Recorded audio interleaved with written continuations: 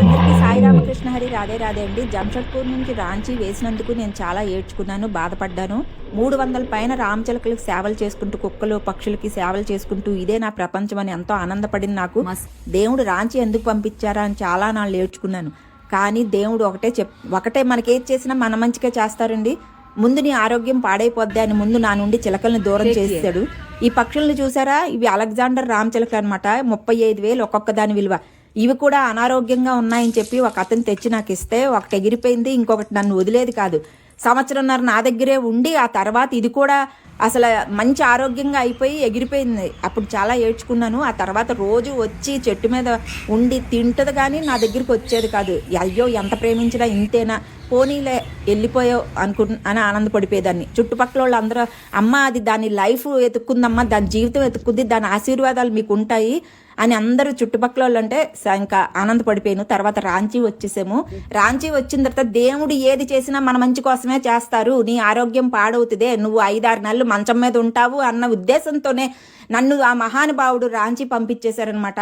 నా 2 కళ్ళు ఆపరేషన్ అయినాయి. ఆ తర్వాత నేను చికెన్ గున్యా వచ్చి 5-6 నెలలు కోలుకోలేకపోయాను అనమాట. ఇప్పుడిప్పుడే తేరుకుంటున్నాను. ఇప్పుడు నాకు జ్ఞానోదయం అయింది. భగవంతుడా నువ్వు ఇంతటి మహాత్ముడువా, నా ఆరోగ్యం పాడైపోద్ది, ఇన్నిటికి ఎవరు సేవ చేయలేరు అని చెప్పి నీ దగ్గరికే, నీ మందిరం ఉన్న దగ్గరికే నాకు ఇల్లునిచ్చావని ఎంతో ఆనందపడిపోతున్నానండి. రాంచీ నగరం ఎంతో అందంగా ఉందన్నమాట.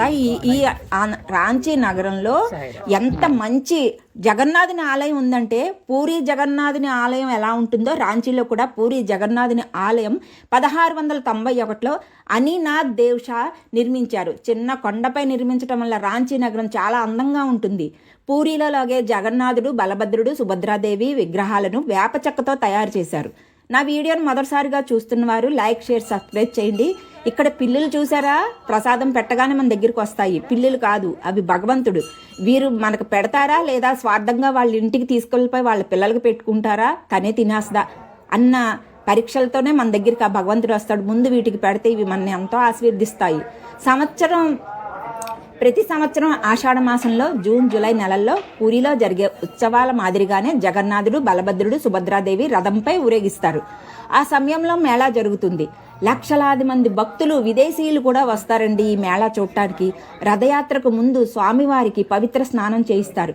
కార్తీక మాసంలో ప్రత్యేక తులసి పూజలు జరుగుతాయి. ఈ ఆలయంలో పెండిన్లు, సత్యనారాయణ స్వామి వ్రతాలు జరుగుతూ ఉంటాయి.